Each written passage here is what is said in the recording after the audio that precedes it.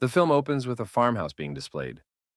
The farmhouse loomed in the night, cloaked in shadows, its silhouette broken only by a single brilliant light, piercing the darkness. The bright light was simply a mystical being. When morning came, the farmer discovered that his farm had been spoiled by somebody. The farmer woke up to find his farm in disarray and was filled with frustration. The three sons were summoned by the farm owner and were tasked with guarding the farm. Among the sons, John was regarded as lazy by all. However, his older brothers took advantage of his kindness. They asked John to guard the farm alone. John obliged and prepared to guard the farm single-handedly. While keeping watch, John heard an eerie voice. A white horse stood behind him when he turned around and looked back. John couldn't believe what he was seeing when he saw such a large white horse. He now tries to grab the horse by tying a rope to it. That horse begins to run, but John maintains a firm grip on the ropes. This is why John is being moved with that horse. The horse becomes unbalanced and falls into a swamp as it moves forward. John helps the horse in getting out of the swamp. Meanwhile, John realizes the horse's eyes are filled with tears. John feels terrible and promises that he will never come near this farmhouse again. The horse thanks John and departs. When John returns home, he hears a sound again from his farm.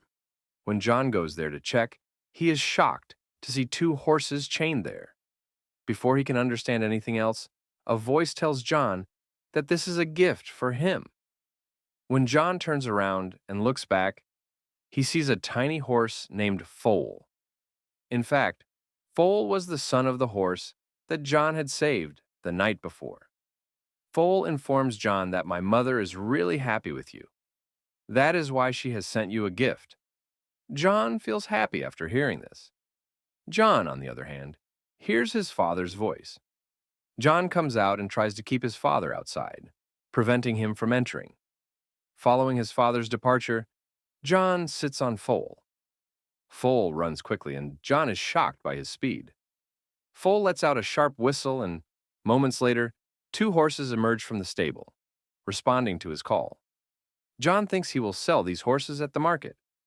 When John takes these horses to the market, people are shocked by their beauty. No one has ever seen such splendid horses like this. Many people talk about buying these horses from John. Foal also advises John to sell the horses to the older man. John, on the other hand, wants to sell these horses to the king. When the king arrives, he is fascinated with the horses, but his minister believes they are stolen horses. The king takes advantage of this and takes John's two horses without payment. When John talks about the money, he remains silent and leaves. John is scolded by Foal, who says, "I've already told you to sell these horses to that old man." When Foal notices him sad, he whistles again, and the horses come back to him. The king's carriage tips over due to these two horses. They are thrown into the flour sack. King grows ragged, but he can't say anything because of the chamber, and asks John to set money for these horses. John sets high price for the horses, forcing the king's people to advise that he employed John for his work. Because if John lived here, the king would take revenge for his insult. John accepts the king's offer and begins working for him. Now the king's assistant advises him to call a phoenix bird by John, which was a firebird and difficult to bring. According to King's assistant, calling the bird is difficult, and John would never be able to do it. Meanwhile, you would condemn him to death. King praises his assistant's idea and tells John about it. John also gets ready. When Foal learns of this, he warns John that it will be dangerous. Whoever did this or went in search of that bird never returned. John did not take a step back because he had accepted the challenge.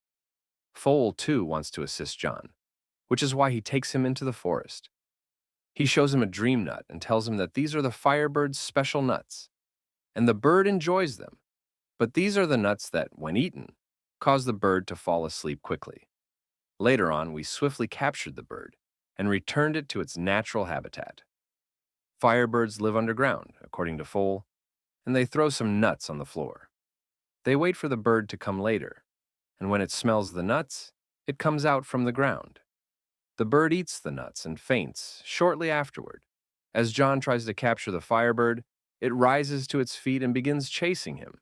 As he rushes to catch John and Foal, the entire island catches fire.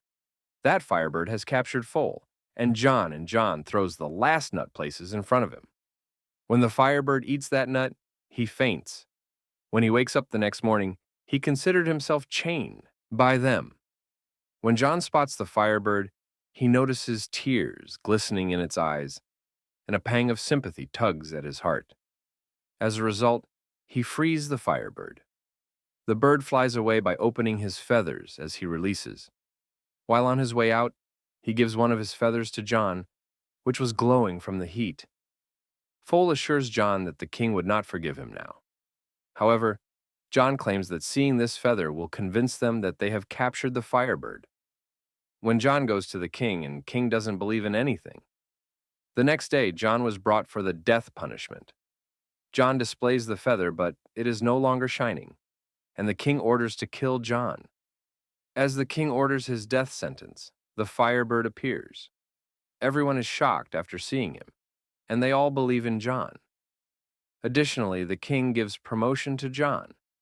This rags the king even more, so he asks his minister to devise a new plan. After much thought, the minister suggests that we send John to bring a mountain princess. Firstly, John wouldn't succeed, and if he does, it is still in your favor. You could marry that princess, you have the benefit on both sides. King really likes this idea and sends John on this mission. John finally makes it to the Sar Mountains, where the princess resides. He sees that on the mountain, the way of getting into the castle is made up of a thick ice layer. It was quite tough to break that, and in the meantime, a firebird's feather comes, and the ice wall collapses, causing the remaining ice layer to break. A water flood comes, and Foal floats and falls in it afterward. Like a snowball, he drops down from the mountains. When John enters the castle, he notices a large number of girls, all of whom were soundly asleep. It was extremely difficult to identify the true princess among them. However, when a firebird feather falls near a girl, John recognizes her as the princess.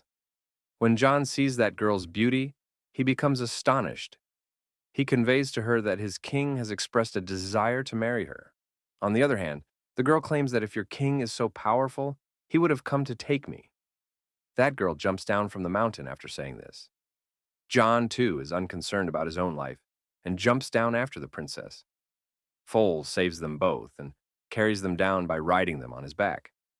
After observing John, Foal realizes that he begins to like the princess. Foal realizes that if the king finds out, it will be a problem for him. Princess was listening in on their talk secretly. She, too, thinks she's starting to like John. When they return to the king, everyone is amazed to see such a gorgeous princess. Now that he has seen John alive, King rags, but his followers try to understand him, that this is fruitful for him. Now they're promoting John, but he's not happy about it. He was worried about the princess, so he went to see her secretly. Before he can tell the princess anything, the king's people arrive and take her away. The king proposes the princess.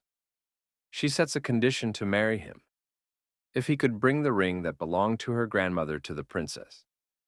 That ring was lost in the sea. She will not marry until she receives the ring. Following this, King grows anxious, and John arrives. As he stands there, the king shoots him. Foal is asked about the ring by John, but he replies he doesn't know anything about it. Foal tells his mother about it. She informs him that the ring is in the whale's belly, that can be found near a small island in the sea. John goes with Foal, but he falls down due to a collapse with several birds around. It's revealed that John has reached the whale. John notices large chains in the sea, as well as a whale trapped in the chains. When John comes out, Foal informs him that the entire island is whale, about Foal's mother has informed. John asks of the whale as to who has done this to him. The whale says that I have eaten some ships by accident. That's why the whale had been imprisoned by the other sailors. However, this whale now wants to correct its mistake. John is sad for the whale, and he has a plan. He believes that by helping the whale in sneezing, he will be able to get everything out of him. according to the plan to go inside the whale's nose and tickle it. In the meantime, the whale sneezes, and all of the ships emerge from his stomach. Later on, the whale returns to the sea. Following the whale's departure, John is reminded of the ring and becomes sad. As a result of the whale's absence, a crab appears with the ring. He tells John that the whale has sent this ring for you because that whale knows about the heart's feelings. They later return to the princess. They inspect the firebird that the king has tethered to the building. When John gives the princess the ring, she knows that he can do anything for her. On the other hand, the king's man was peering through the microscope at Foal. He feels Foal is a devil when he listens to him speak. They all go there to capture Foal, and the king also wakes up. When he spots him near the princess window, he shoots Foal, and John, despite his best efforts, was unable to save him. On the other hand, the king announces that John has been fired from his job as the princess's kidnapper. After a few days, he will be put to death. Meanwhile, Princess meets Foal and informs him that he has been in difficulty as a result of her idea. She claims that to escape marriage, she has asked the king to shower in 3 different pots. The first pot will be filled with hot water, while the second will be filled with chilled water. The third pot, on the other hand, would have boiled milk. He informs the king that by doing this, they will be young once more. It doesn't seem good to the king. The king's man advises him to perform a test on John first. Princess warns Foal of an idea to avoid this. If they placed her grandmother's ring in the first pot. The firebird's feather is in the second pot, and the life and death flowers are in the third pot. John's life might be saved as a result. Foal asks about these flowers to the princess. She claims that these flowers can only be found in the last corner of the world. This, according to Foal, will take a long time. Princess, on the other hand, claims that due to your speed, this task would be completed quickly. Despite being injured, Foal goes to get the flowers.